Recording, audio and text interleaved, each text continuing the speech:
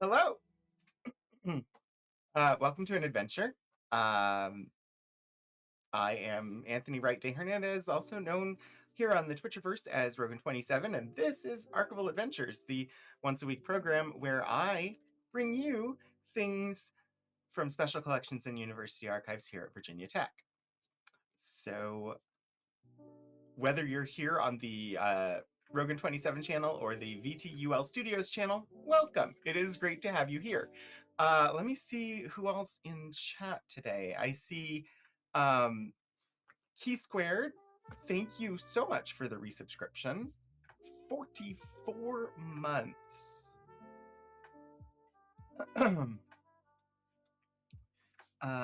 Let's see. Oh, Hannah, hello. It's good to see you. Lord Portico, hello. Hi, Concilians. Wait, unfrozen? Was something frozen? I don't know. Anywho, welcome. It's Wednesday, which means we're gonna look at old things. Although technically archives don't have to be old things, but oh no, something is amiss. Oh?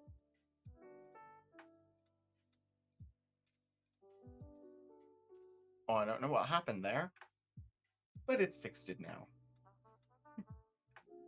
Fixed it. Also, I think I started the captions all correctly, and I see that. And hello.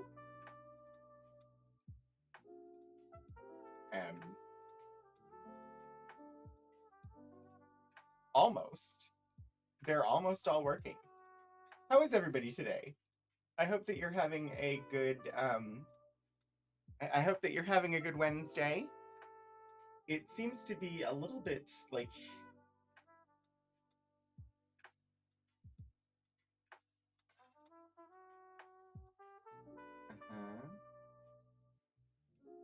something weird is going on. Hold, please.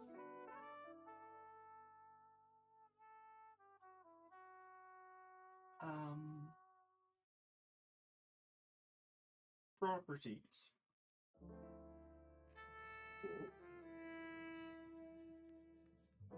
Well, then.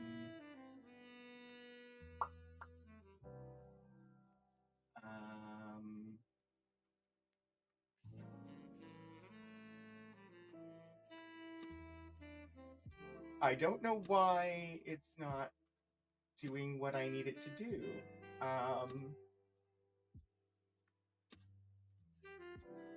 Well, that's just fine. Hang on one second. I'm trying to fix the captions over on the other channel. And they are being recalcitrant today. It's not recognizing the audio source.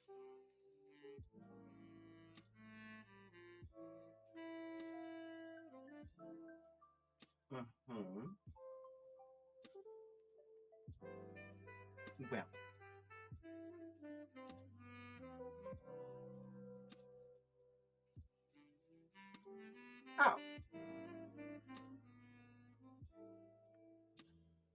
Let's see if that fixed it, maybe? There we go.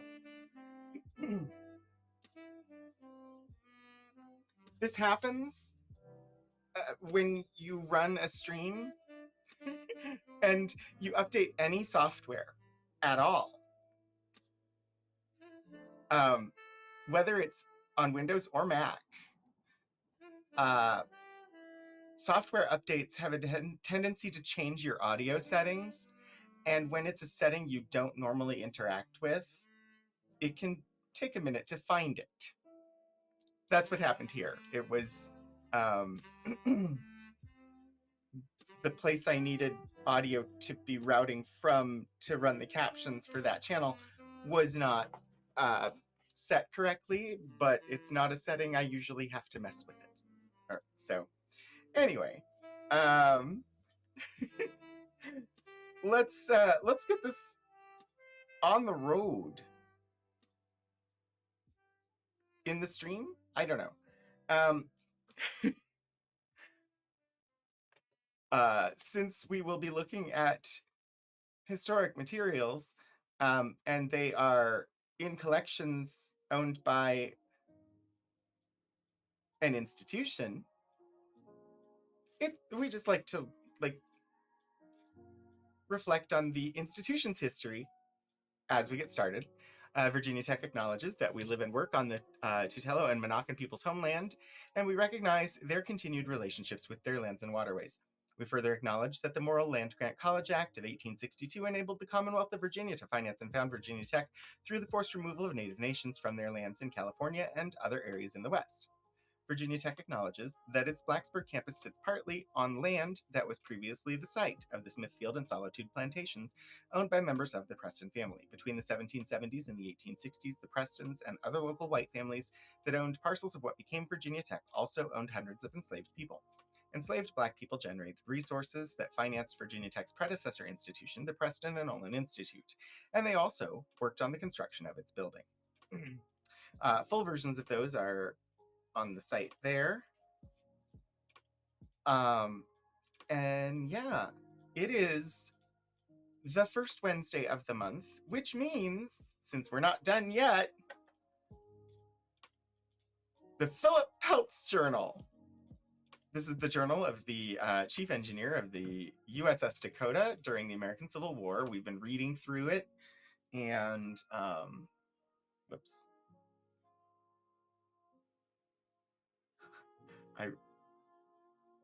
I don't know, that formatting. It's a steam sloop. It was part of the blockade of the North Atlantic, stationed near Hampton Roads, witnessed the Monitor, the first fight between two ironclads, the Monitor and the Merrimack. We just got through a section where they had yellow fever aboard ship, and then they went up to New York to basically get some repairs and have the entire ship fumigated because nobody knows yet what causes yellow fever. And so for sanitation purposes, they're going to fumigate the entire ship. Hi, Stephen Joyce. But we got through that section, and they're just getting orders. They will be heading out to look for a ship referred to in the journal as the 290. And so that's where we're going to pick it up, is with them preparing to head out and look for the 290. We'll probably refresh our memory on what the 290 is. I believe we looked at it last time, but it's been a month. Okay.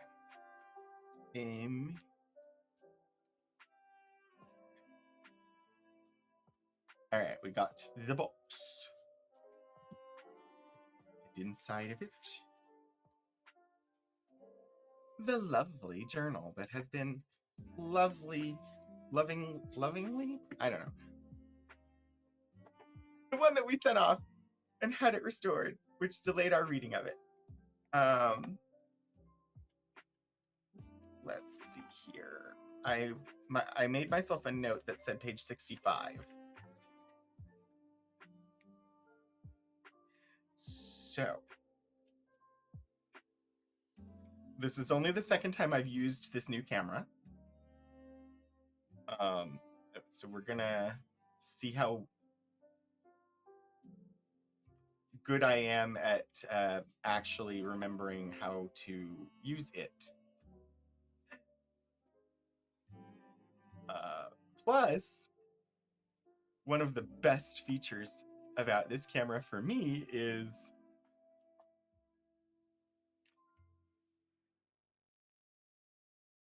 Nope, it didn't work.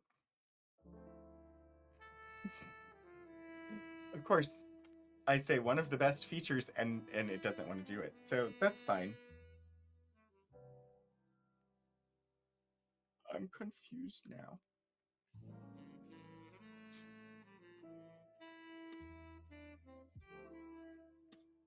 Did I do something wrong?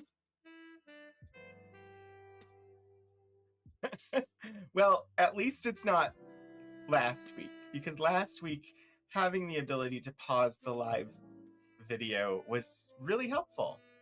I don't know why that's not actively functioning at the moment. I'm gonna try turning it off and on again, because that's basic IT support.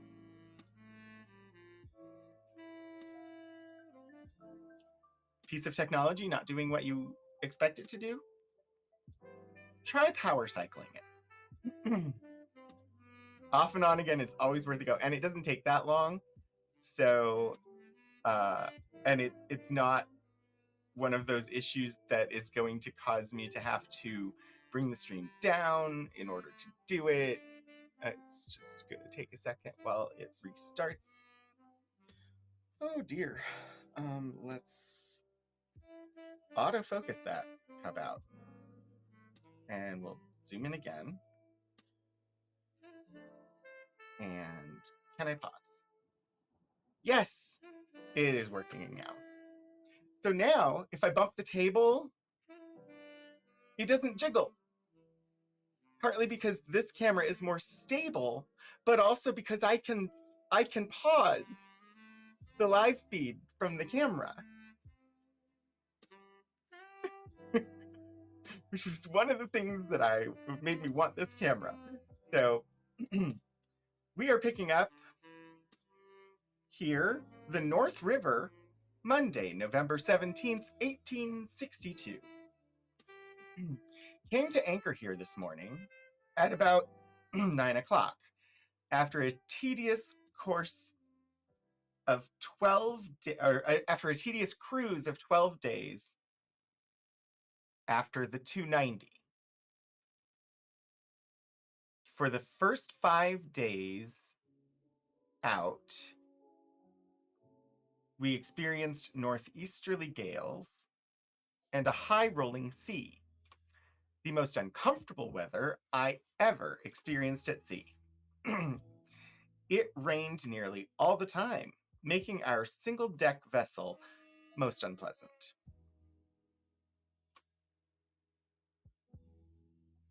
For the last several days, we had a dry northeaster,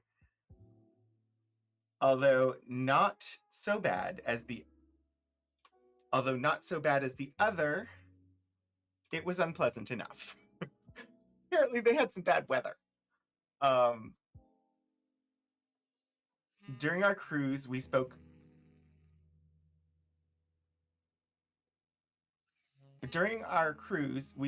many steamers, barks, brigs, and schooners, but no gleanings could be gotten of the 290 or any other privateer.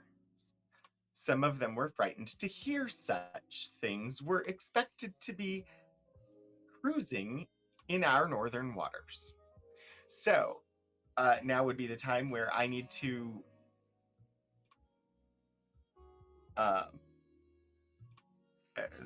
now would be the time where we need to look up information about the 290, which I believe we did last time. So it might be in my history. But also that was a long time ago.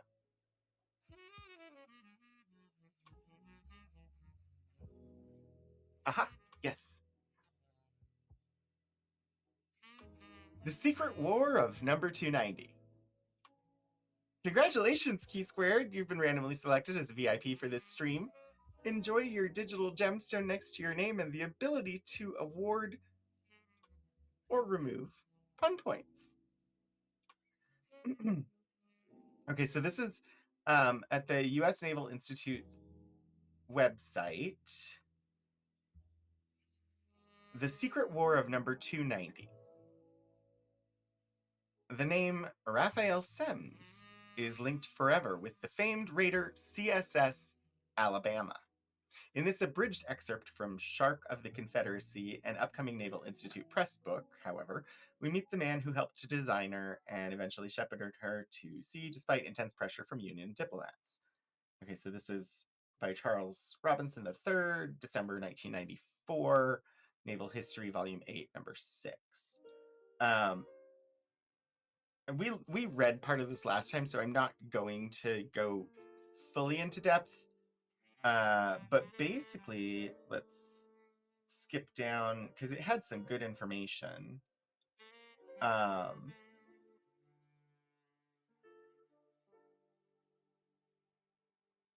So Semmes basically in Britain they commissioned a ship to be built, and Semmes was the go-to who was having it built. Okay, we'll pick up here. While the Oreto was at sea, Bullock was pushing completion of No.290, which was behind schedule.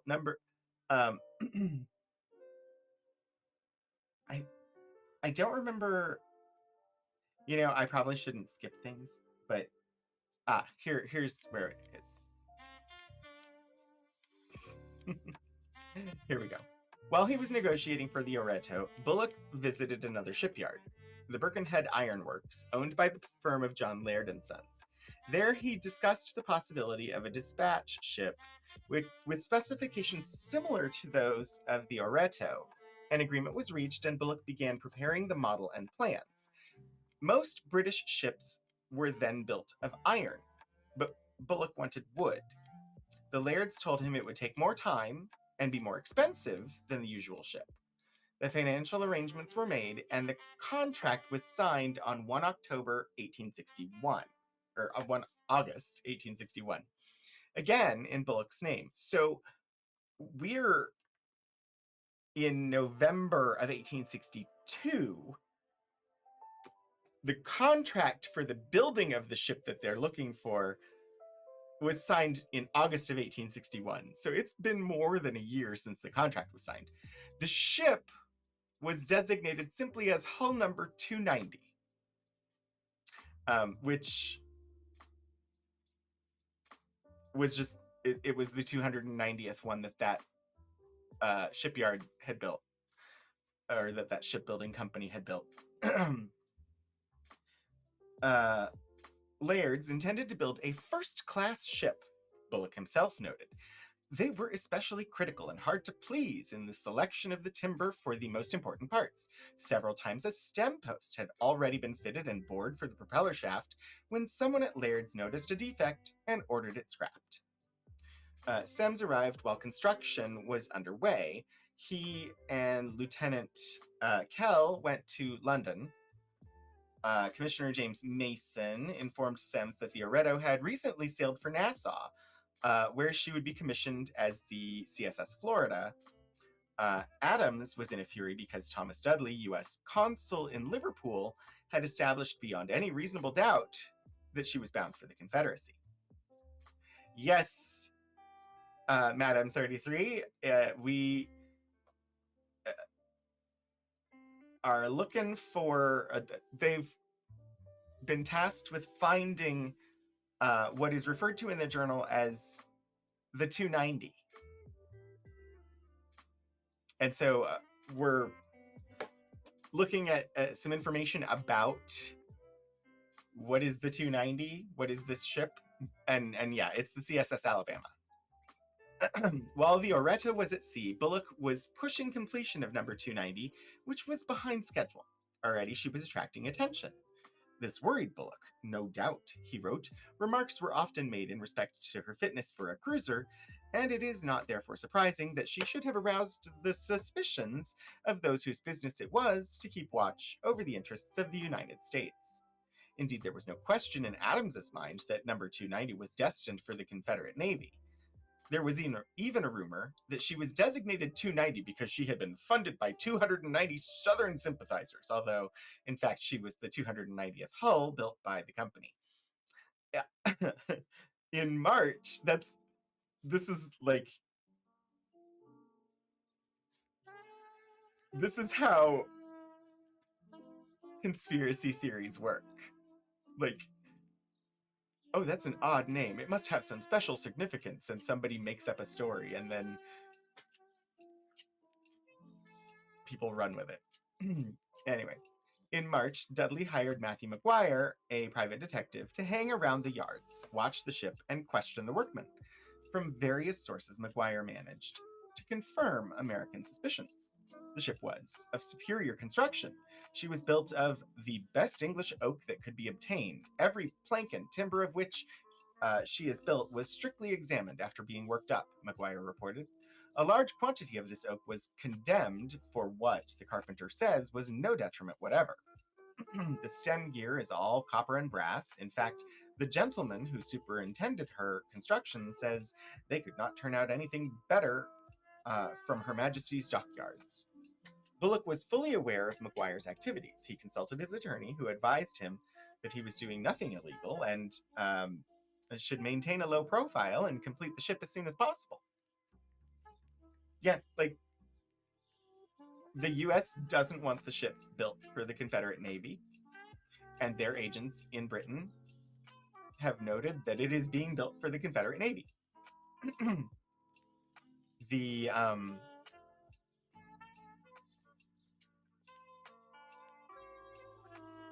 Confederacy wants their ship built, and they contracted to have it built. The ship builder, he took a contract. He's not doing anything illegal.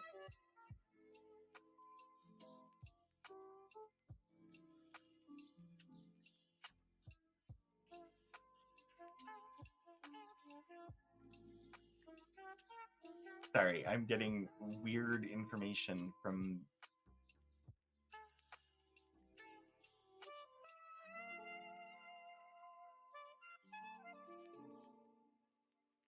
I was just double checking and making sure that shared chat was actually working, because it did not appear to be so, even though it said it was. Anyway. Yeah, the builder, he wasn't doing anything illegal. So his lawyer said, you're not doing anything illegal. Just maintain a low profile, finish the ship, and be done with it. No effort was made to conceal the ship, but absolute secrecy was maintained about her purpose. Neither the Lairds nor their employees were given any more information than was absolutely necessary. According to Bullock, they did not know for what purpose the ship was intended when they agreed to build her. And honestly, had they known what purpose when they built her, that still wouldn't matter. It wouldn't have been illegal to take the contract. It might have caused some diplomatic issues between the US and Britain, but Britain was sort of on the side of the Confederacy already, so I love the nods in legal. Hi, Portico. Bullock's denial notwithstanding, it is hard to imagine that the builders did not suspect that number 290 was a warship. Her specifications called for features that would be useful only on a naval vessel, such as Carling's requisite for gun pivots, etc., shot racks, a magazine and light room, and a shell room for protection. The ship was launched on 15 May 1862. And so we're in November now, so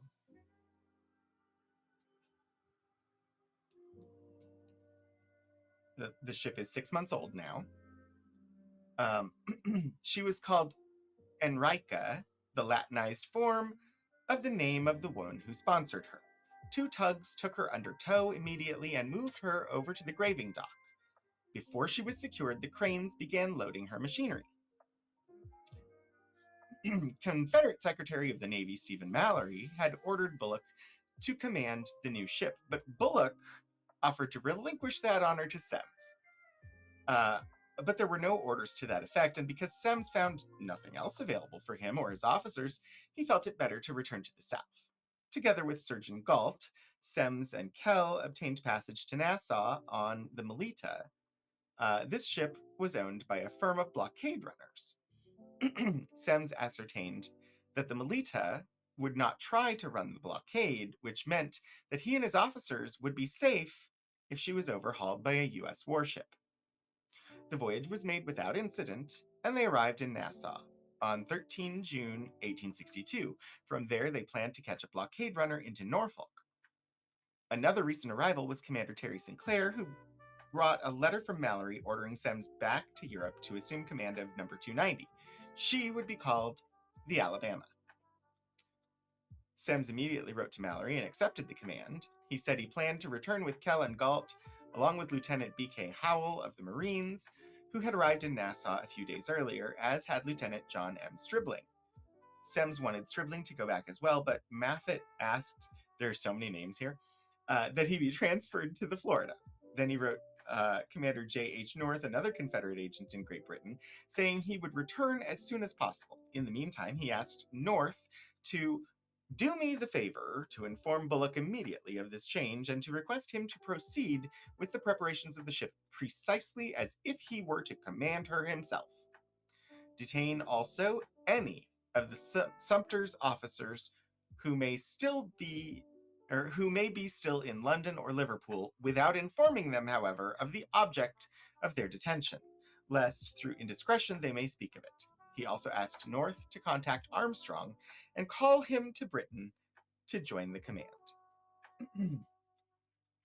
Aware of the difficulties involved, Semmes wrote Mallory, "It will doubtless be a matter of some delicacy and tact to get the Alabama safely out of British waters, without suspicion, as Mr. Adams and his numerous satellites in the shape of consuls and paid agents are exceedingly vigilant in their espionage."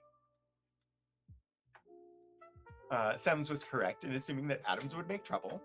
The American minister's primary weapon was the Foreign Enlistment Act, which prohibited any British subject from equipping, furnishing, fitting out, or arming any vessel that was intended for service by a belligerent power. Okay, so that law, I could see how that would apply. Like, they're prohibited from furnishing, fitting out, or arming a vessel that is intended for service by a belligerent power, and since the Confederacy and the United States are at war, I think it'll come down to the specific definition of belligerent in this case. On 23 June, Adams notified the Foreign Office that he suspected the ship was being outfitted in violation of the act. The note was referred to legal officials, who said that if this was the case, the building and equipment of the vessel were a manifest violation of the Foreign Enlistment Act, and steps ought to be taken to put that act in force to prevent the vessel from going to sea. The British, however, insisted that the evidence be submitted before any action could be taken against offenders. With that proviso in mind, Adams instructed Dudley to gather all available evidence of the Enrica's true nature and present it to Samuel Price Edwards, collector of customs in Liverpool. Dudley got a sworn statement from an apprentice shipwright that Bullock had asked him to sign on No. 290 as carpenter's mate, and that the ship was to be a Confederate man of war. This and other statements concerning the ship's magazines and reinforced deck were presented to Edwards, who took them as hearsay and insufficient to warrant detention of the ship. Exasperated, Dudley finally demanded that Edwards seize the ship. Dudley's firmness, together with Adams's constant badgering in London, prompted the Foreign Secretary John Russell, 1st Earl, to order an admiralty inspection of the Enrica. This was at least the second such inspection, and once again the ship was found to be unarmed and with no war materiel on board. There were several reasons for British inaction. First, Confederate legal advisors had thoroughly researched the Foreign Enlistment Act and found it riddled with holes. It would have been a violation to build, arm, and equip a warship in a single operation, but as Adams's son later noted, there was nothing in the act which made illegal the building of a warship, as one operation, and nothing which prevented the purchase of the arms and munitions to equip such a vessel, when built, as another operation, but the two must be kept distinctly separate. Then in July 1862, the North suffered a series of military disasters that made the likelihood of a Southern victory very real. Government ministers in both London and Paris were considering the possibility of mediating between the United States and the Confederacy as separate powers. Failing that, Lord Palmerston, the Prime Minister, and Lord Russell agreed that it might be necessary to recognize the Confederacy as an independent nation. Against that possibility, the British government was careful to avoid offending the South. Adams was equally indifferent to British legalities and Southern military success. He had only one interest, and that was to stop the Enrica, which he learned had gone out for her first trial on 15 June. The steam sloop USS Tuscarora arrived in British waters, and he sent word to her commanding officer, Captain Craven, to intercept the Enrica if she tried to put to sea. Bullock, however, was one jump ahead. He made arrangements with a friend in Southampton to keep an eye on the Union ship's movements while he personally watched out for Adams. We knew that this is an amazing story. It's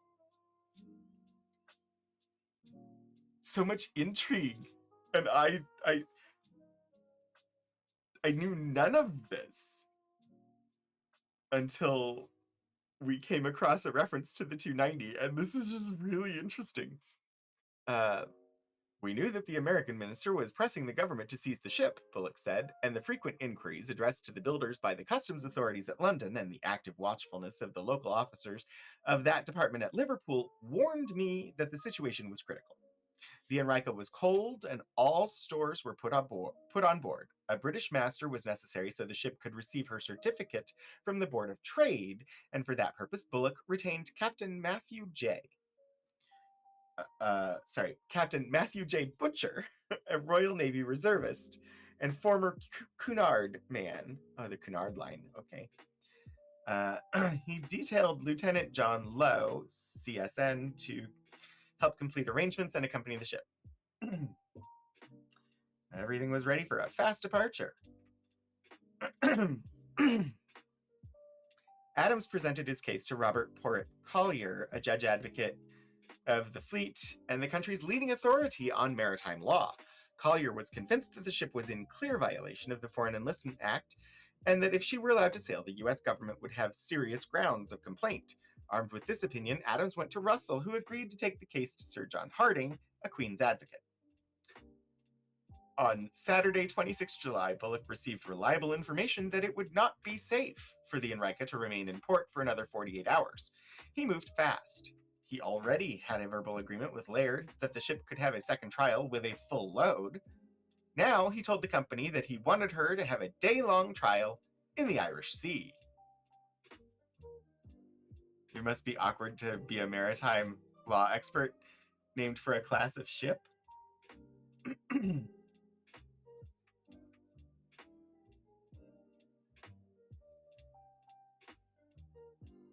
Collier? Or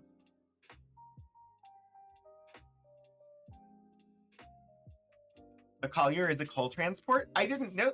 Oh, that makes total sense.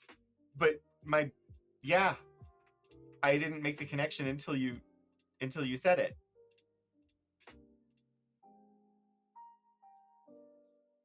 Okay, now he told the company that he wanted her to have a day-long trial in the Irish Sea. Butcher was ordered to ship more hands and have everything ready to come out on Monday's tide. Privately, Bullock told him to load more coal and complete his stores because the ship would not return. Lowe and other trusted Confederate officers were also sent aboard. Luck was on Bullock's side. Harding suffered a crippling stroke, and his wife allowed the package to lie undisturbed on his desk for 3 days. On his own initiative, what a turn of luck. On his own initiative, Russell sent an order to detain the Enrica. He was too late. At 9 a.m., 28 July, she came out of the dock and anchored.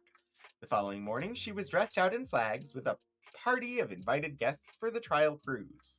Lowe had contracted the tug Hercules to accompany the ship as a tender. Hidden in the tug's hold was spare equipment that had been left off the Enrica in the rush to get her ready for sea. At 4 p.m., the Hercules took Bullock and his guests off, and the Enrica headed towards Melfrey Bay on the Welsh coast, where she anchored. The next morning, Bullock was at the landing stage, ready to return to the Enrica, when he was handed a telegram from his contact in Southampton. It said that the Tuscarora had sailed and was believed to be heading towards Queenstown, on the southern coast of Ireland. This meant that Craven planned to intercept the ship if she followed the usual route down the Irish Sea and through St. George's Channel. She would have to sail north past the Giant's Causeway and around Ireland. It was stormy by the time the Hercules delivered Bullock and the spare equipment aboard the Enrica. Butcher feared for the ship's safety, and Bullock himself confessed that under ordinary circumstances he would have sought shelter. But these were not ordinary circumstances, and at 2:30 a.m., 31 July, she steamed out into the Irish Sea. That evening, as she passed the Giant's Causeway, she hailed a passing fishing boat, which took Bullock and pilot George Bond ashore. Captain Butcher pointed the ship around Ireland on a course that would take her down the Atlantic to Praia Bay on the island of Terceira in the Azores. Upon arrival, Butcher was to meet the supply ship Agrippina and take on guns and stores. Fill the bunkers from the coals on board the Agrippina and keep both vessels ready for a start on short notice, Bullock wrote. Captain R. Semmes of the Confederate States Navy is the officer who will, I hope, very soon relieve you. Obviously, Butcher knew the true nature of the voyage and had known for some time. Among his instructions, Bullock told him, You are to consider yourself as my confidential agent, and I shall rely upon you as one gentleman may upon another. If you have an opportunity at any time, send me a line, and get out of the reach of the telegraphic stations as soon as possible. It's probably every lawyer's dream.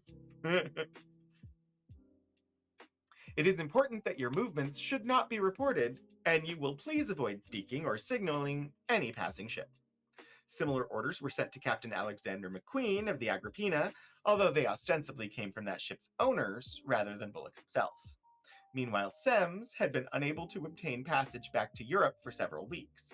He finally arrived in Liverpool on the steamer Bahama a few days after the Enrica had sailed. He was very cautious in his actions and quietly built up his staff of officers to avoid conflicts with the Foreign Enlistment Act. He did recruit one British subject, however, Dr. David Llewellyn, an assistant surgeon for the new ship. Kell had no illusions about the coming cruise. On August 12th, he wrote to his wife, We go on board ship in 2 hours and sail early tomorrow morning to meet our new ship at the appointed rendezvous. She is said to be a beautiful gunboat and very fast. I hope before very long you will get good accounts of us and our work. God grant this war may close this winter. It did not. But should it continue longer, we must be brave and bear up cheerfully till we have driven the invader from our soil and established our beloved Southland free and independent among the nations of the earth. The following day, 13 August, the Bahama cleared Liverpool for the Azores with Semmes, Kell, Bullock, and other officers on board. As the tug that had towed her down the Mersey cast off, her crew gave the ship 3 cheers. It's amazing. Like, honestly, just reading that excerpt, the whole story of the building of the 290 would make an amazing movie. It is very much a spy story. And it's got the rapid escape from the British harbor and having to sail into a storm in the Irish Sea so that they escape their pursuers. Like, it's got everything you need for a thrilling movie.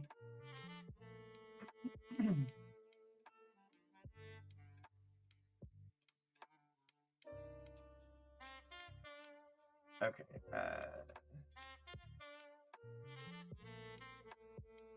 Yes, people were frightened to hear about privateers in the northern waters.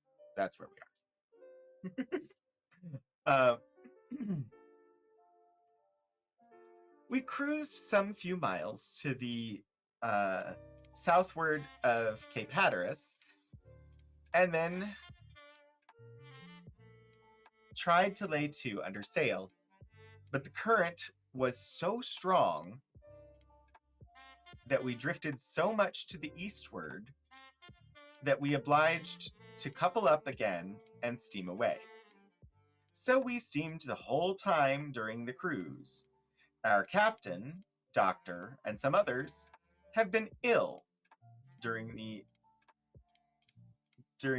entire run, brought on no doubt from the inclemency of the weather. Oh, they were getting sick at sea because of the weather.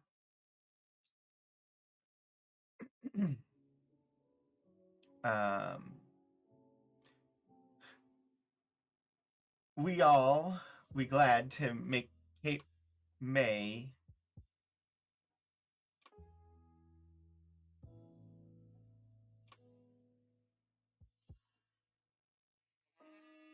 this is okay. Glad to make Cape May light.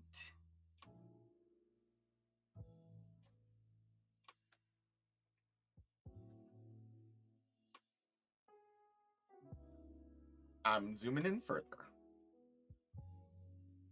because I'm uncertain what this says.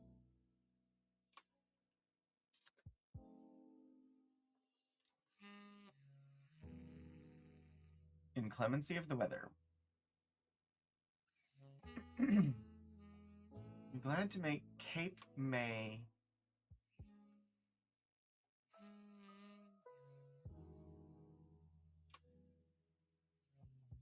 Barnegat. Yeah.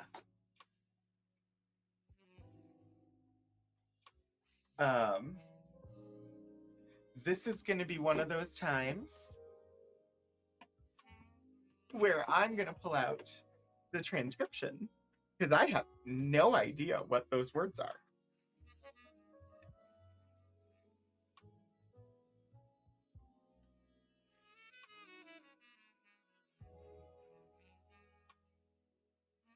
We all were glad to make Cape May light through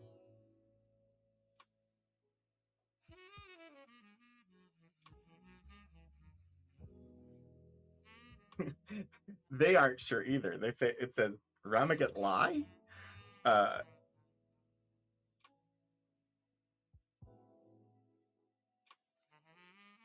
And much more so to make Navesink and Sandy Hook.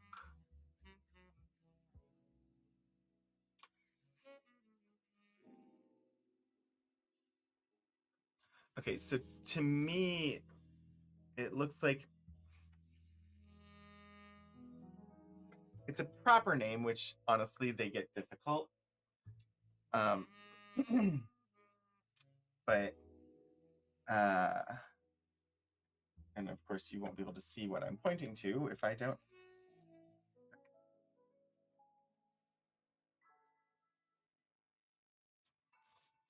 This definitely looks like light.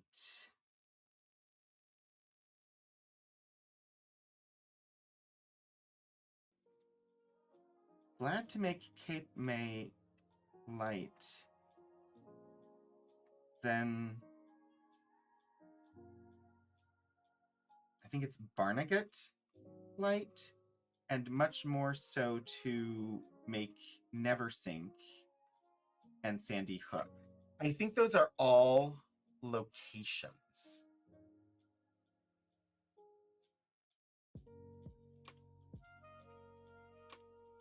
To the internet.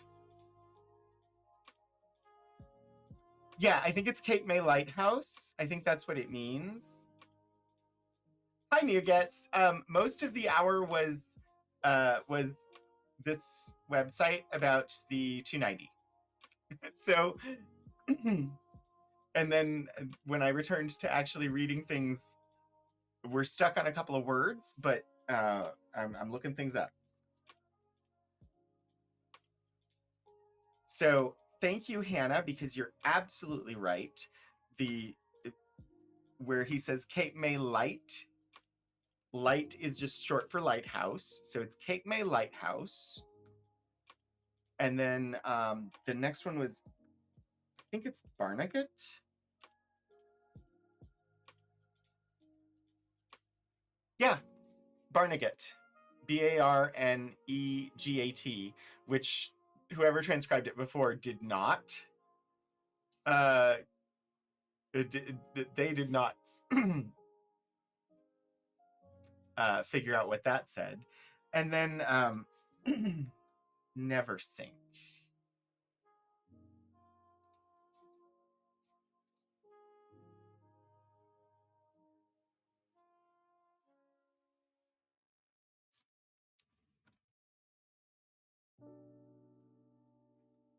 Okay, where's Barnegat? Barnegat is in New Jersey. Cape May's in New Jersey. Navesink is in New York. But that's not near. Is there a Navesink lighthouse, I wonder?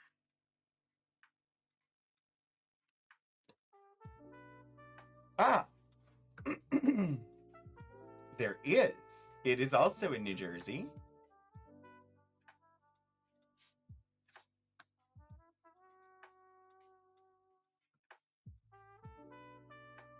So the Cape May Lighthouse, the Barnegat Lighthouse,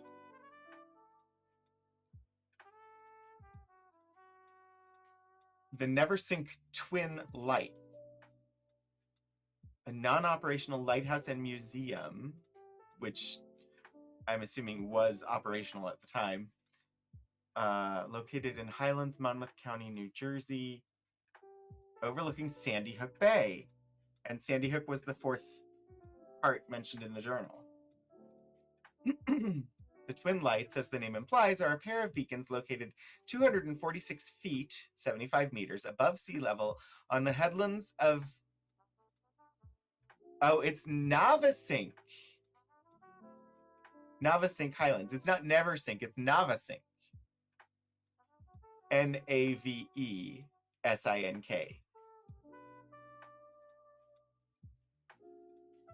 Well, that clears things up quite nicely. So it was a very confusing section, but with the context, it makes total sense. Our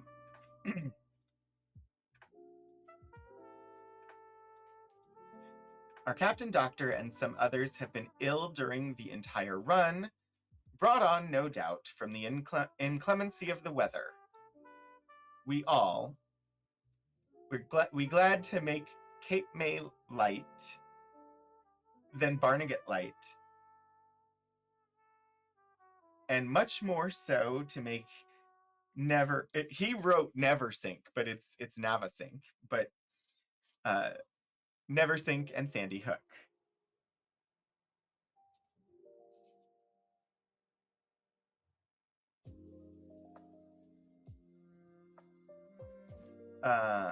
We expect to have some few days here to cork and do some little repairs to the boilers, after which we will go again, no doubt, in search of the 290. So they went out to search for the 290, which is which we read about, but is operating as a privateer on behalf of the Confederate Navy. And they went out for a 12-day run and encountered some really bad weather, and now they've come back and are looking forward to repairs, followed by heading back out to continue looking for the 290. All right.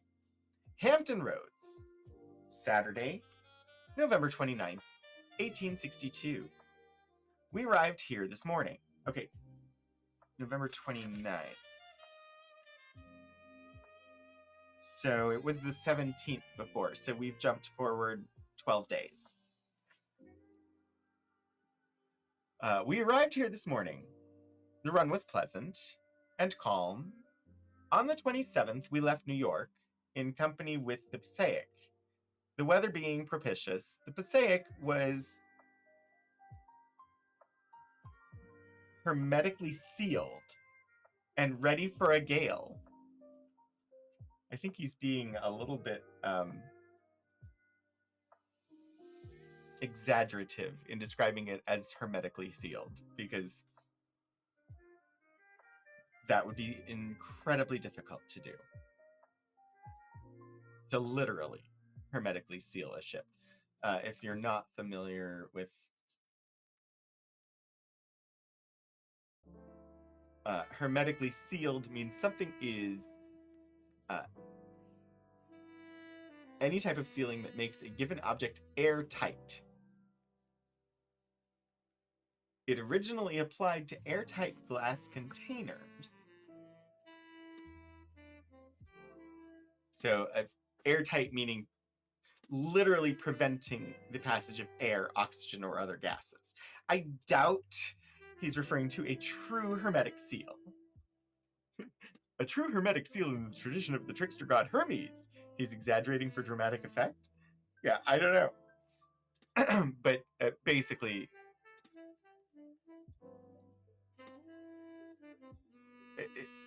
the Passaic has battened down in preparation for a storm. And they've apparently gone a little overboard in doing so, according to his opinion. Although she appeared some little like a raft, she certainly looked invulnerable and just the thing for a fight. During the passage, I took particular notice of the manner in which she acted in a sea way. Our experience in the weather line was not very great, for we saw nothing but moderate weather and sea all the way down here. For the weather we experienced, I shall say she behaved beautifully. The sea, of course, broke over her. So it would over any vessel only a few inches above the water. I suppose we should look up the Passaic, since he's going on about her. Hi, Sterling. How are you? It's good to see you. The USS Passaic. The first Passaic was a single-turreted coastal monitor purchased by the United States Navy for service during the American Civil War. First of a 10-ship class of 1,335-ton ironclad monitors. Was built by Continental Ironworks, Greenpoint, New York.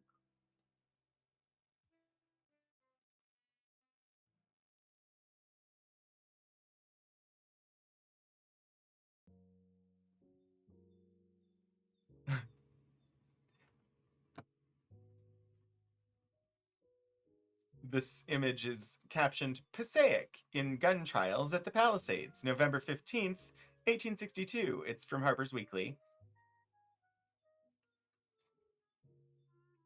So he said in his descriptions, he talked about, of course, the sea broke over her, as it would for any so maybe it's sitting so low in the water, maybe he wasn't exaggerating about it being hermetically sealed.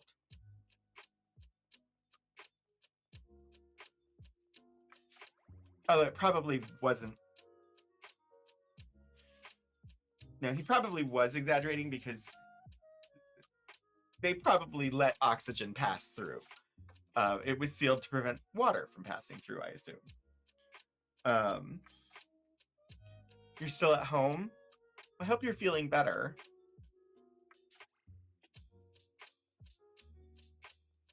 Our experience in the... okay, but where was I? I shall say she behaved beautifully. The sea, of course, broke over her, so it would over any vessel only a few inches above the water. Her motion was good, rising and falling. Raising and falling easily with the sea. Not the slightest rolling motion was to be seen. Several times during the passage, they were obliged to stop and arrange the steering apparatus, it not being entirely completed before the vessel left the Navy Yard. It'll be installed on Tuesday.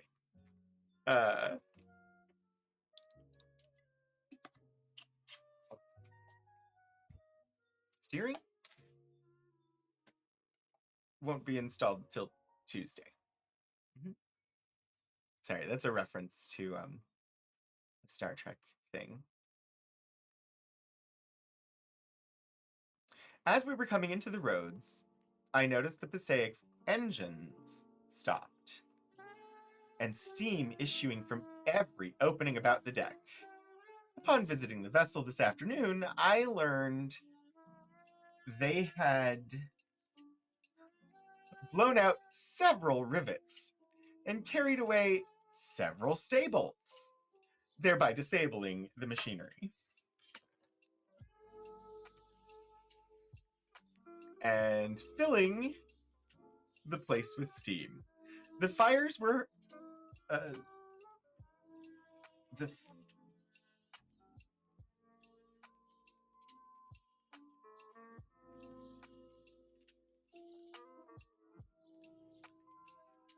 the fires were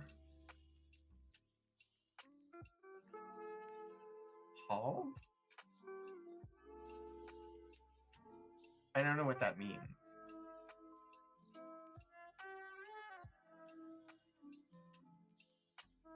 Blown out rivets not recommended in anything that is actually meant to literally be hermetically sealed. Yes, key squared. I agree.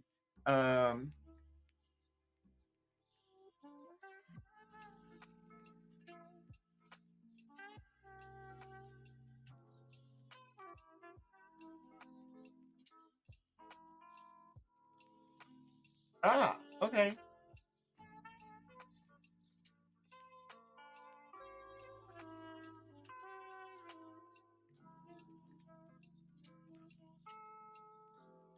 It's just a phrase.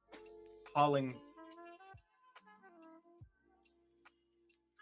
just refers to fighting fires on board ship. According to the AI overview, I haven't actually checked its sources yet.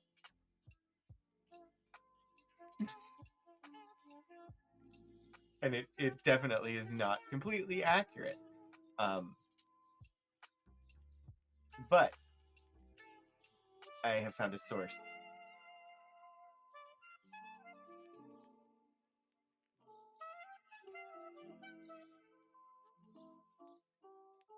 Huh.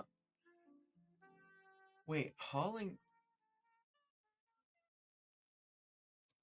I don't think it means fighting a fire. I think it means that they...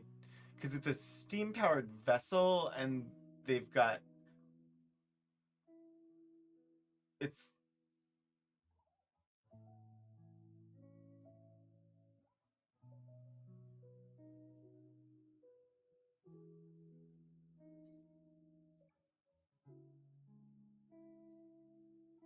I think they literally took the fire out of the boiler. And that's what the phrase is referring to, is literally removing the flaming coals from the boiler to stop the steam engine.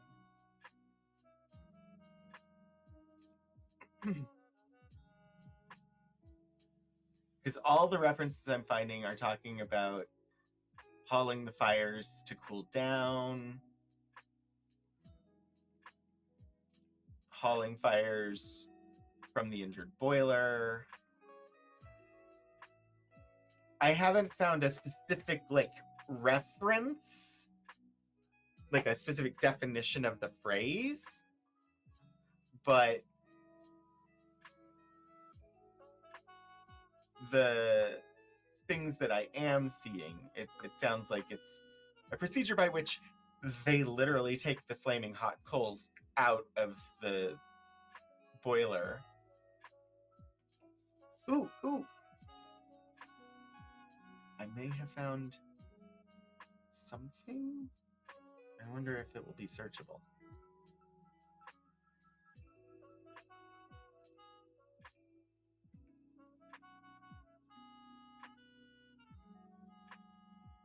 Okay, this is on a Wikimedia site, and it's about the Spanish-American War, which is before the Civil War. But isn't it? No. Yes? No. I don't know. I don't know dates. I don't remember dates.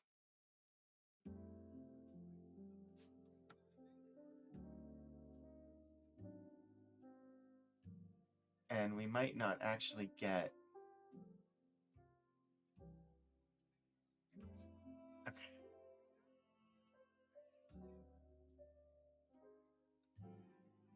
Driving the men from the fire room and lowering the water in the boiler below the gauge glass. Upon calling for volunteers to haul the fires, the two men above mentioned responded, went below, and with the scalding water blowing into their faces and subject to the most intense heat, succeeded in hauling the fires and thereby saving the boiler from injury. Yeah, it's interesting that I can find the phrase in use, but I can't find a definition.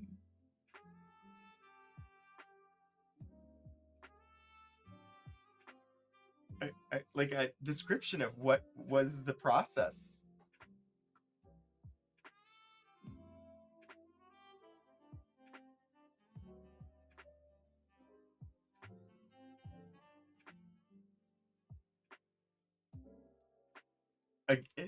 I'm getting the same results I had before, where people are doing the action, but it doesn't say specifically what that action is. They're hauling the fires. Everybody knows what that means, clearly.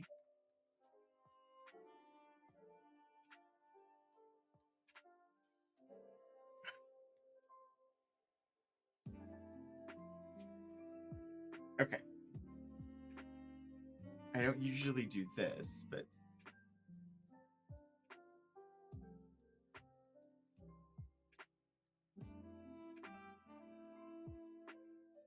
I do not want an AI answer, please. Haul the fires or bank them as occasion requires. Okay, but what is... Textbook of Seamanship, page 10. That sounds promising.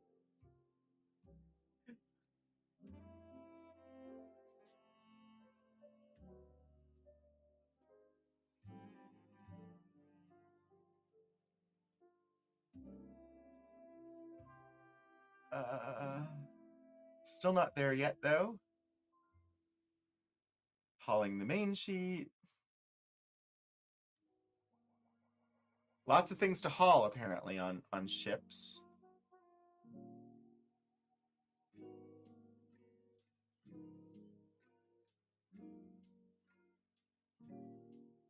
Here we go. Steam and sail.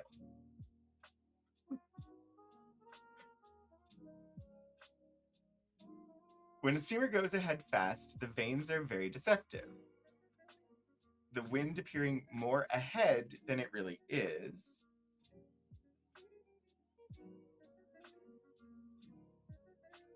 I'm gonna zoom in. I'm really curious. I'm glad I'm actually pursuing this and finding out a real definition. When in doubt, set the flying jib as a wind feeler, steady aft the trysail sheet, or haul out the spanker. We're lacking some basic knowledge of what these different ship parts are, but I don't think it'll matter to what we're trying to find an answer for. Should the latter stand well, give the order. Clear away the fore and aft sails, man the sheets and halyards, and when all ready, hail taut, hoist away, haul aft. Join the jibs taut up and trim down the sheets. Hoist the staysails and trim aft. Haul out the spanker is certainly a set of words. Yes. The things that we read on this stream. One effect of the combination of sail with steam power in propelling a ship is to increase the efficiency of the screw, for as it then has a part instead of the whole of the resistance of the water to overcome its slip is diminished. Care must be taken that the main topmast staysail does not catch fire from the smokestack. Should the wind draw aft, you may try the foresail, and if that stands well, get all the canvas on her that will draw to advantage, excepting the mainsail, which, on account of the smokestack, remains furled with its cover on or is unbent. Note, when making sail on a steamer, the senior engineer should be duly informed with regard to the engine that he may haul the fires or bank them, as occasion requires. Heavy banks are such that the fires may be spread and steam got up in a little while. Light banks require more time to get ready. Okay, so hauling the fires is just another name for banking the fires. I like the cut of your jib. It is a phrase, Shadow's Life. Boy, that was hard to figure out.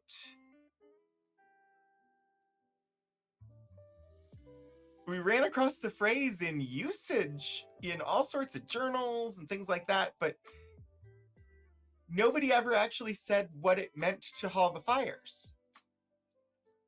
It just means that you're banking the fire.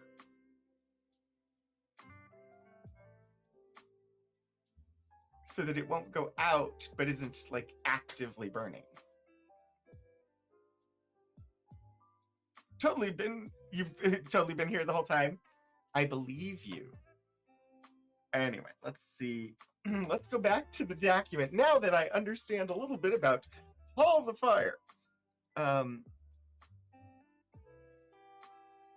The fires were hauled, of course, and then the vessel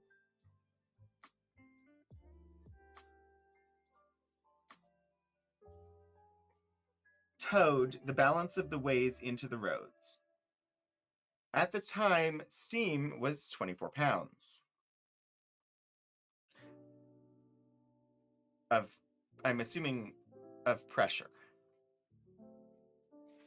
24 pounds. Steam was 24 pounds. I'm assuming that's the amount of pressure that was in this steam engine system.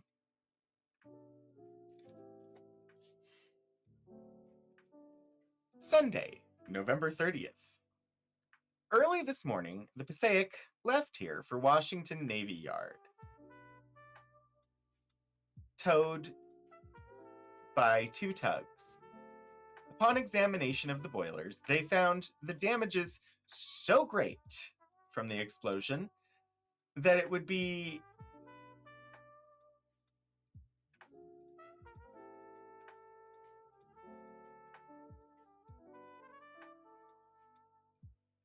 okay.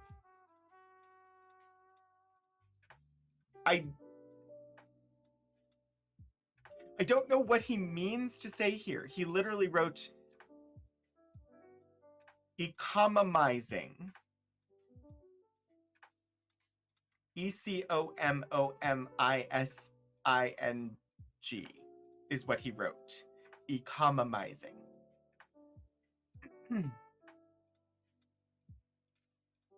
I think he means economizing, actually, now that I'm reading it. The damage is so great from the explosion that it would be economizing time to go to Washington, where they can have things put in order in a short time. Yeah, it just... But he wrote economizing, and that made me hesitant.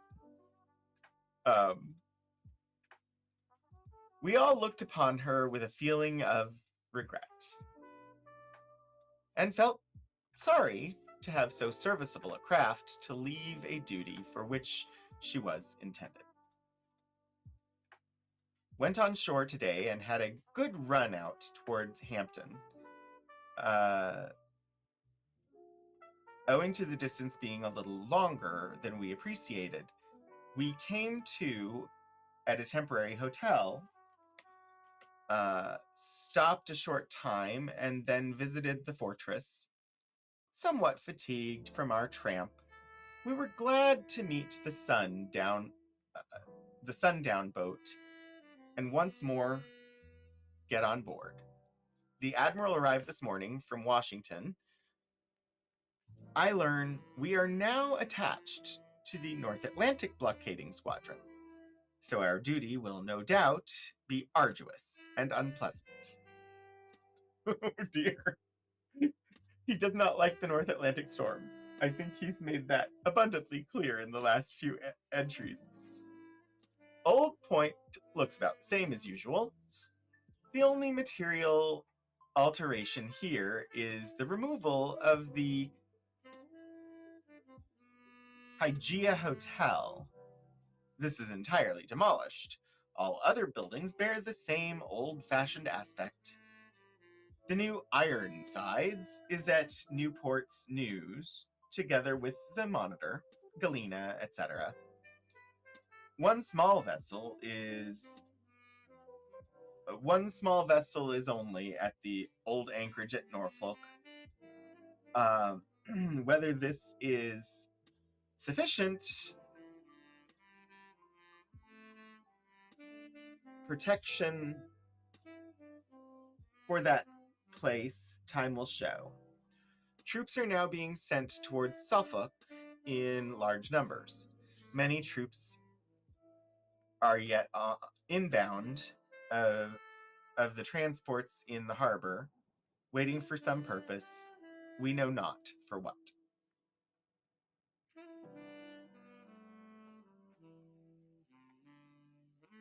Okay. Hampton Roads, Wednesday, December 10th, 1862. Everything hurly-burly as we are getting ready for a departure. Coaling ship, receiving provisions and stores. Boats going and coming constantly. Officers leaving and returning. Some on private missions and others of different offices. And others of different officers. Missions. Private missions versus the missions of other officers. It's interesting.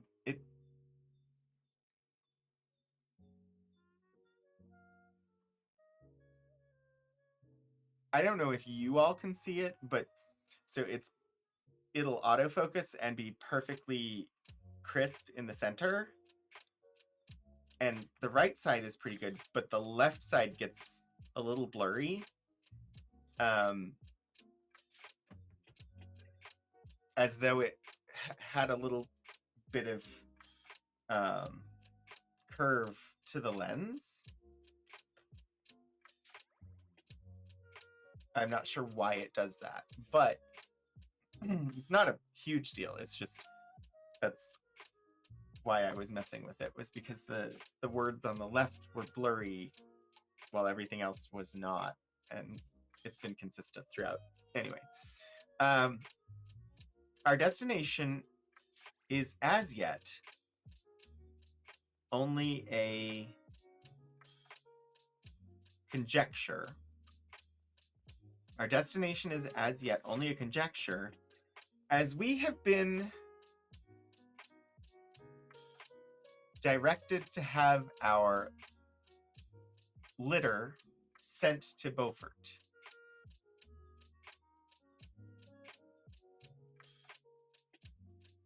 Yeah, I'm pretty sure it says litter. The probability is that we are bound for that place. Letter.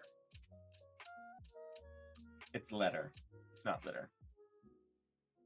They were directed to have their letters sent to Beaufort, so they think that they're probably going to go to Beaufort.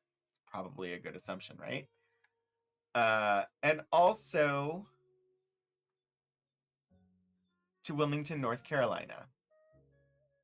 At short time before leaving, in company with the captain, I made a visit to the admiral on board the steamer.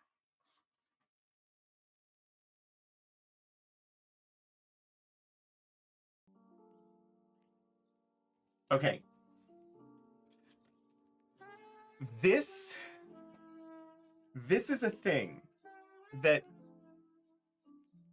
makes transcription of things like this difficult, makes reading them difficult. I made a visit to the admiral on board the steamer, and then you come across this. This is the name of the steamer. And if you aren't familiar first with this individual's handwriting, yeah, it says Phil. If you aren't familiar with this individual's handwriting, and if you're not familiar with abbreviation conventions of the time, and especially as used by this person, it would possibly be a little confusing. So it definitely is P-H-I-L. And then there's a lowercase a with a line under it and 2 dots, and then a period, and then the M dash. It means Philadelphia. It's the steamer Philadelphia. And I knew as soon as I saw it that it was Philadelphia, but I wanted to pause and just point to that this could be an easy stumbling block for somebody trying to work with the document. Not used to encountering naval vessels that sound like somebody you meet at dinner. It's because it's abbreviated. He abbreviated Philadelphia as Phil, and then it's a superscript A as the indication that it's Philadelphia, and he just didn't want to write the whole thing out. It's the same way. So when he does, when he's doing the dates and he does the TH for 10th, it's superscript TH with a line and 2 dots. So I knew immediately upon seeing this that it was a letter as a superscript with a line and 2 dots, and PHIL, and that's definitely an A because he writes his A's like that when they're by themselves, and that's basically the same. And Phil A would be Philadelphia. But yeah, not something that would be immediately obvious if you weren't familiar with his handwriting, the way he abbreviates things, and with just the whole concept of how abbreviations happen. Like today we would just write like PHILA period to abbreviate like Philadelphia. But you'll come across things that aren't in common usage. Like oftentimes people will be mentioned by name, but instead of writing out William, it'll just be WM. And that's really common. And you just have to know that WM just means William. But if you don't know, you don't know. Okay, so on board the steamer Philadelphia and exhibited a model of an arrangement for closing embrasures. The idea was sufficiently well thought of that the admiral proposed sending it to the department.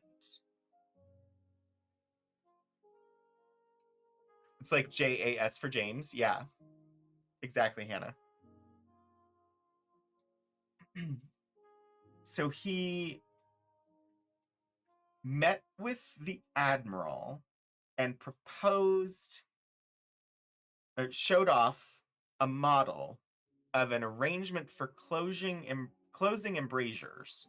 Embrasures. Those are they're meant to contain fire. So the idea was sufficiently well thought of that the admiral proposed sending it to the department, meaning the Department of the Navy. It will be sent at the first opportunity. So he had an idea. People thought it was good enough that he got to present it to the admiral, and the admiral is sending it to the Department of the Navy. That's kind of a big deal.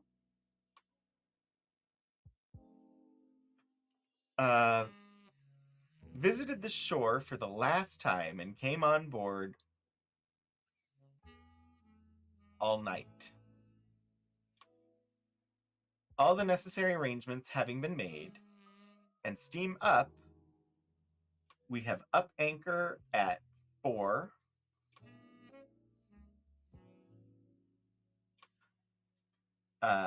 p.m. Sorry, it's the first time he's done that, where he wrote out the word and then put the Arabic numeral in parentheses after it. And I just had to pause because I wasn't 100% sure that that was what he was doing. But yeah, he's just wrote the number 4 after writing the word for.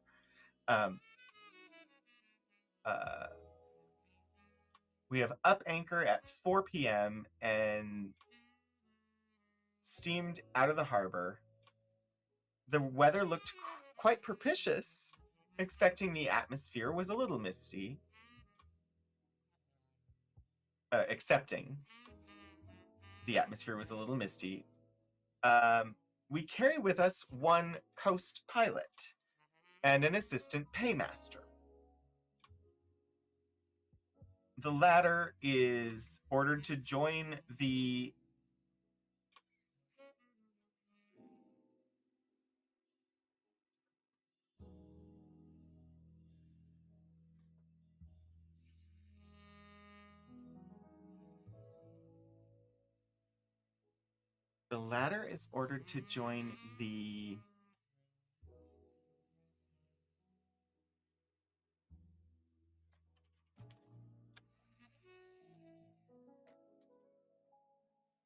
Okay, I don't know what this word is.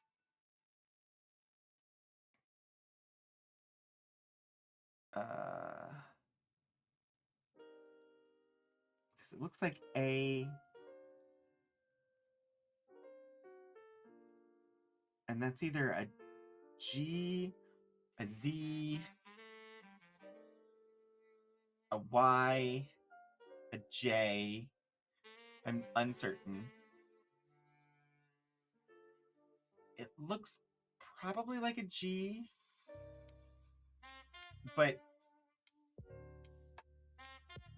it's followed by LIGHT. A light. It just has an extra G. I don't understand what that means, though. Assistant Paymaster. The latter is ordered to join the Alight. We are now all on the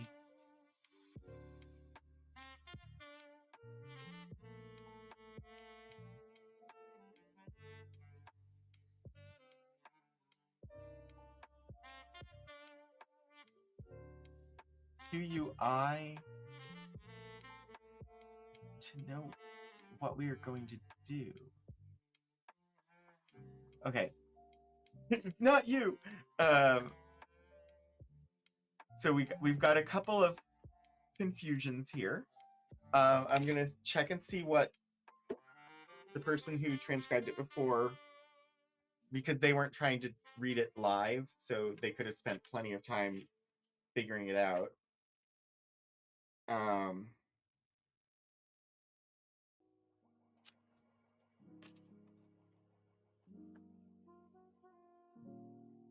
Oh, okay, that's possible.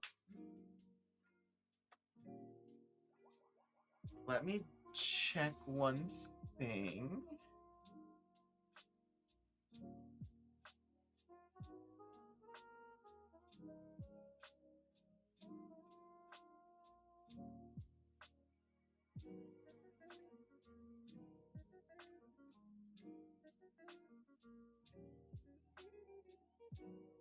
Yeah, no, that isn't a thing. The transcriber thought it was possibly Taglight, Taglight, but there is no USS Taglight. Qui vive?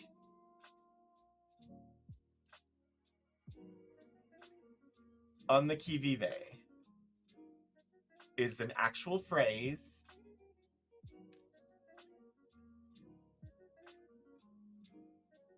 And yet, you're not going to give me a definition of what it means. It's just, thank you for that. Alert. It just means look out. On the lookout. Latin happens. Yeah.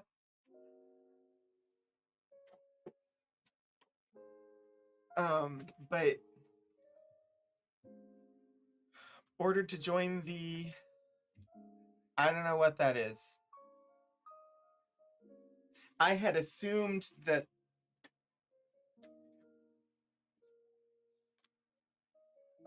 see, now I'm gonna puzzle over this forever. I had assumed that this was him crossing out something. Oh, wait, but if it's not, if that's an actual letter, that's a P.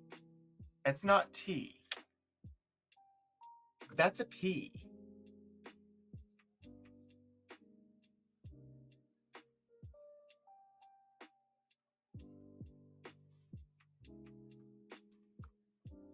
Or it could be a D, but I'm pretty sure it's a P.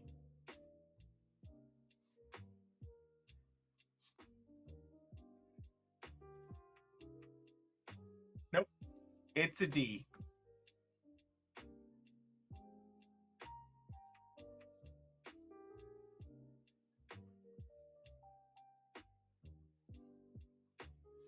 The USS Daylight.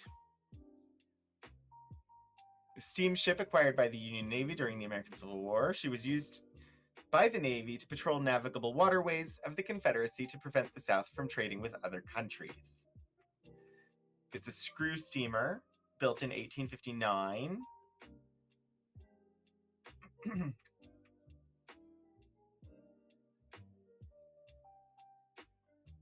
Assisted in the establishment of the Union blockade at Wilmington, North Carolina, which is where they were heading. Departed for Hampton Roads. So we're okay. Damaging shot in her hull. She continued her duty attacking Fort Fisher on 4 November 1862. During this attack, she lost her second cutter and its crew. By the time she sailed for Baltimore and repairs, she captured repairs completed. Daylight Hill. Okay, so where we are now in December of 1862, the Daylight had been attacking Fort Fisher and lost her second cutter and its crew. So that would be why that would be why they needed to then send new people to be stationed on the daylight. And so the assistant paymaster that they were transporting is going to be joining the daylight.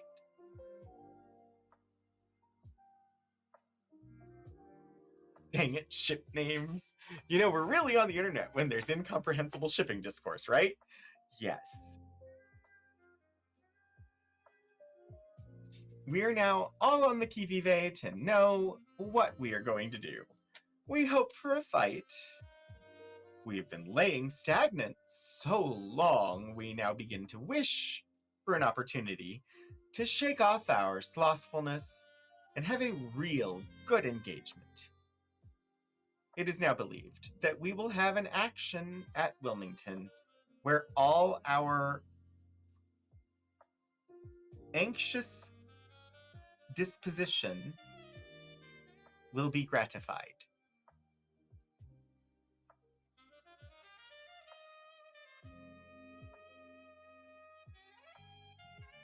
I'm going to make a note for myself because that the USS Daylight was so hard to figure out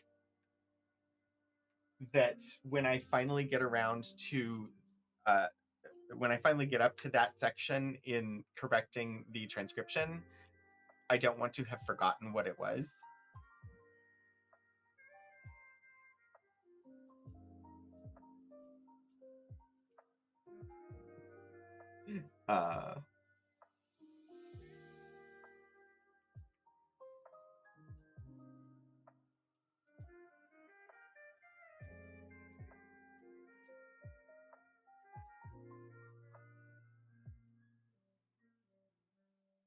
So I will have a random post-it note that just says, Assistant Paymaster assigned to the USS Daylight. And you know, that post-it might sit there for years, and in a few years' time, I won't have any idea what it was about. But that doesn't matter, because it just needs to last until I get to that section.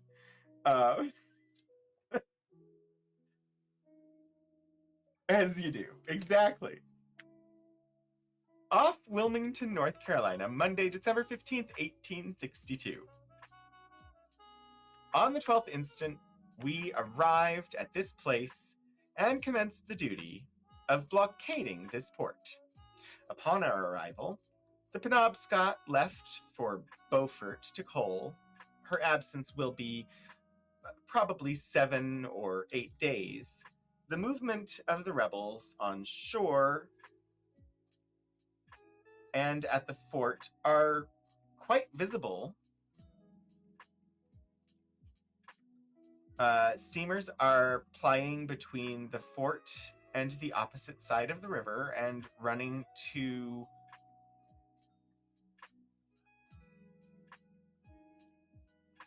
various other points in the river. Occasionally come our side. Wow. Occasionally they come our side and take a look at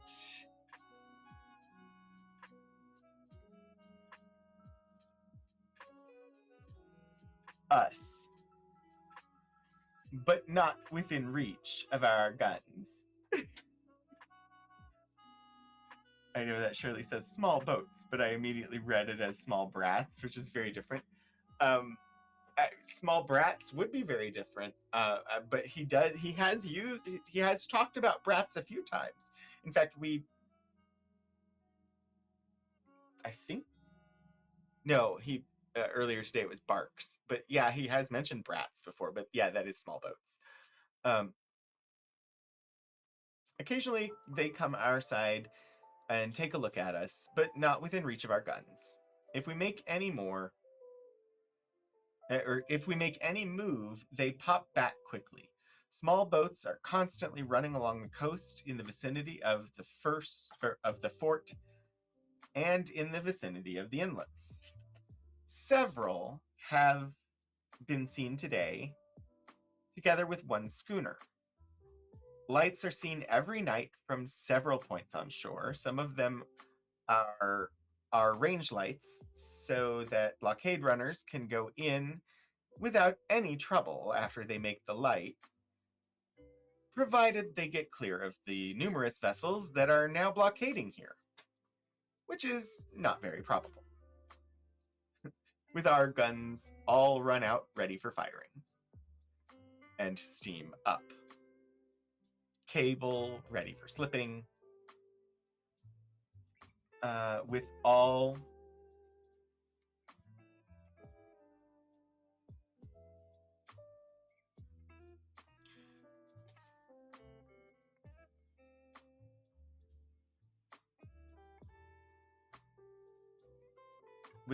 something ready for it. What is that word?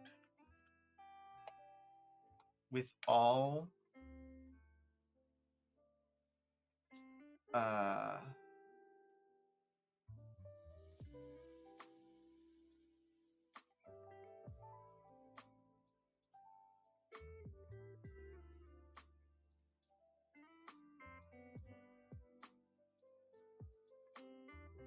it ends in OLS. Tools. Yes. No, it is. It is tools. That fits perfectly with his handwriting. Because he does tend to sometimes write O's by mistake as though they were I's or R's. So yeah, definitely it is tools. And yeah, thank you, Key Squared. So in a moment, we can be underway. In the distance, masts can be frequently seen. As yet, all that have been overtaken proved to be only legitimate duty, loaded with something else but contraband of war. You should pack yours away and dash off. Key Squared, thank you for joining. We'll be finishing up relatively soon, so you won't miss much.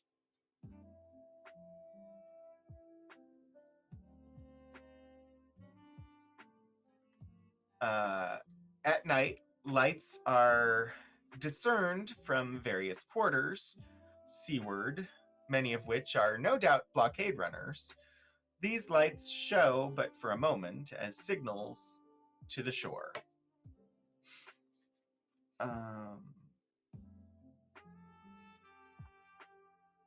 To ask how things are and to ascertain whether it would be well for them to come in or whether they should continue on down the coast.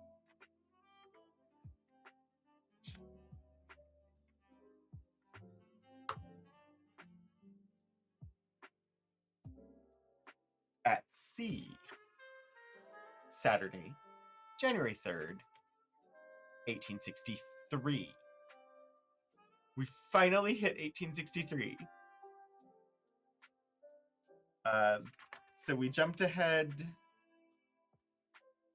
half of December, because the last entry was December 15th, and now it's January 3rd. Yesterday, while at Beaufort, North Carolina, the Passaic came in with the bad tidings of the total loss of the Monitor. It appears, from what we can glean from those who were on board the Monitor, and those of the Rhode Island, together with all who witnessed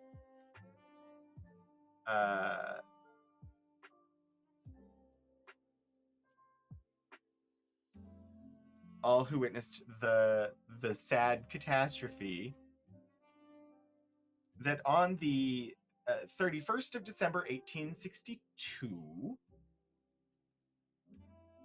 1 a.m., the Monitor, together with the accompanying vessels, encountered a severe gale off Ocracoke Inlet, North Carolina. The Monitor sprung a leak just where the upper and iron portion of the vessel joins to the wooden portion. The surging of the vessel was so great that the leak soon became so great that the fires in the boilers were extinguished, thereby disabling the whole eponymous. No, the whole. That is not eponymous. The whole engineers department. The water continued to increase until they thought it advisable to abandon her. Ropes were thrown out in every direction, and all succeeded in getting safely off, save 2 engineers. 2 engineers and 12 men. Oh, 2 engineers, 2 ensigns, and 12 men. They either had not courage to leave the turret and come down on the deck in the water, or else they disliked to leave the vessel as long as she was afloat. The former is assigned by some to be the reason the Monitor is said not to have gone down as long as they could see her after leaving her. The night was so dark, the distance they could see was short.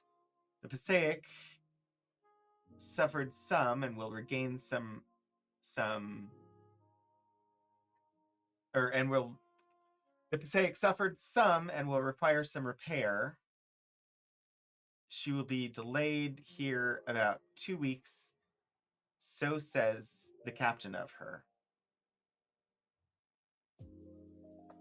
We started fires this afternoon and left Beaufort for off Wilmington, where we expect to remain as long as our cold lasts.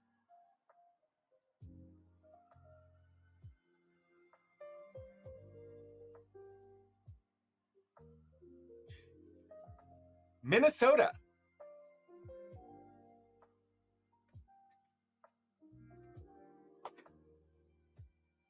Off Newport News, Friday, February 13th, 1863. On the 29th of last month, I was detached from the Dacotah and ordered to this vessel. On the 2nd,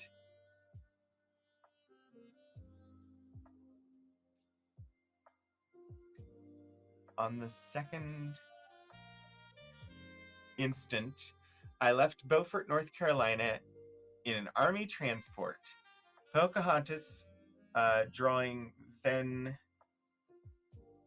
feet of water. Soon after we got outside, we encountered very heavy gales, which continued until we got to the northward of the roads. It was our intention to go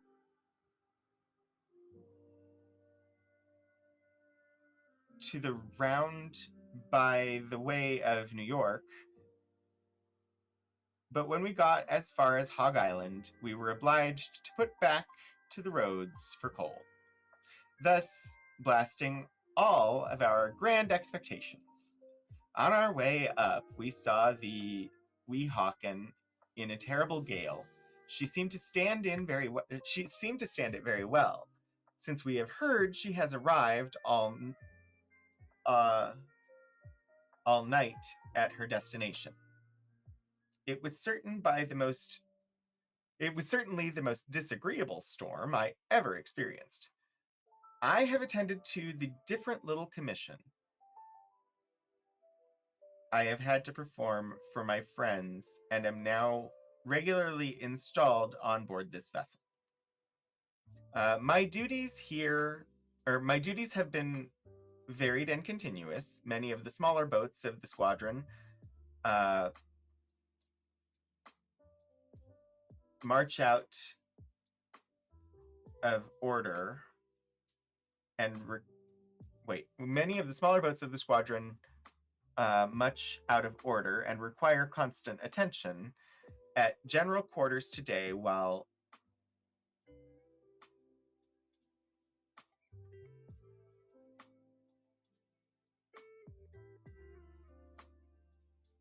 appelling borders, one of the men was repelling? That doesn't look like an R, but that would make more sense. Yeah. At general quarters today, while repelling borders, one of the men was shot through the head.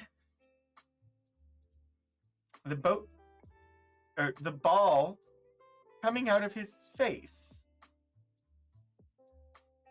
by a black man. Historical terms. Troops are constantly arriving here and landing. It is thought General Hooker is going to try Richmond again by the James River, one side or the other.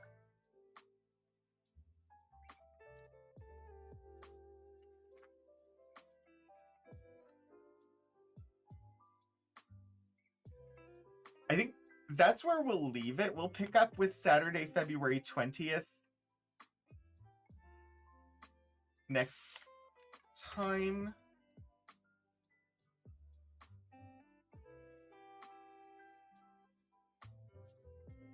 I'm going to remind myself we will revisit / summarize page 71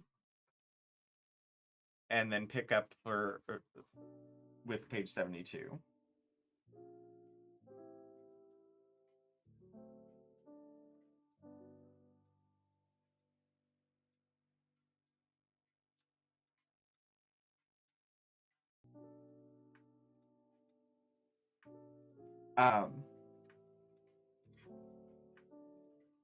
But what do I call it now?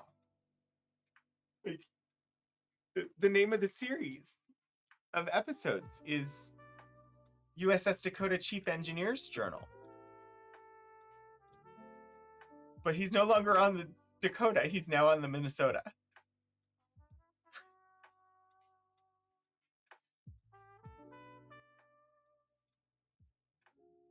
I'm probably not going to change the name of the series, but and we are almost done. I imagine next month we will probably finish, because we'll have these last few entries, and then there's an article from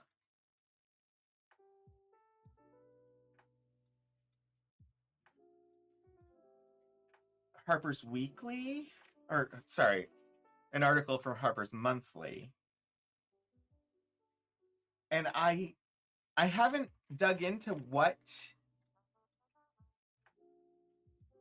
exactly the article is about, but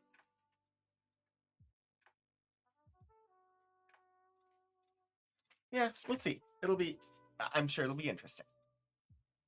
Chief Engineer's Journal, Civil War Navy Engineer's Journal. Yeah, no, I'm just going to keep it as it is the journal of the Chief Engineer of the USS Dacotah, who we are in the denouement now. We're near the end of this journal. He's only writing entries like once every 2 weeks or so now. And his story is moving on. He's moving on from the Dacotah, but we get to see a little bit of him moving on into 1863. So I think that works. For me, it's been great. I've really been enjoying reading through the journal. I hope you have as well. Next week, we have something else.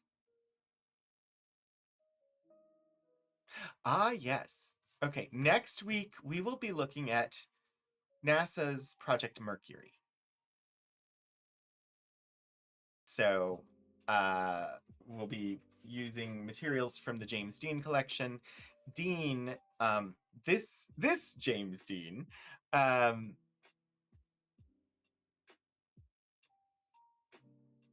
was involved in the creation of NASA's art program, and was involved in everything from Project Mercury onward. And so I don't know for certain what his involvement was in creation of the art program. I just remember that he is related to that somehow. Anyway, we'll be looking at stuff from his collection, possibly some other items related to Project Mercury that are not from his collection, but that will be the focus next week. So hopefully that will appeal. But we're going to go ahead and we're going to find somewhere to read and call this one done. So let me just see here. Where are we going to go? I mean,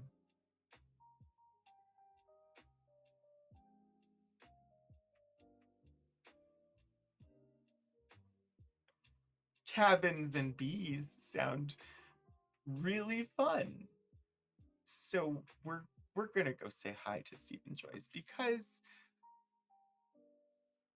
Stephen has been a wonderful supporter of this entire project, and I'm happy to throw some viewers his way. He's a wonderful streamer. He has a wonderful, wonderful community, and so I encourage you all to join for the raid. I'm just gonna set that up now.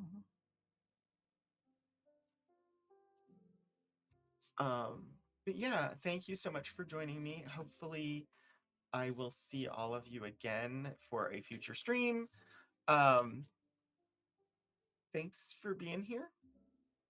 Until I see you next, keep exploring history, everybody.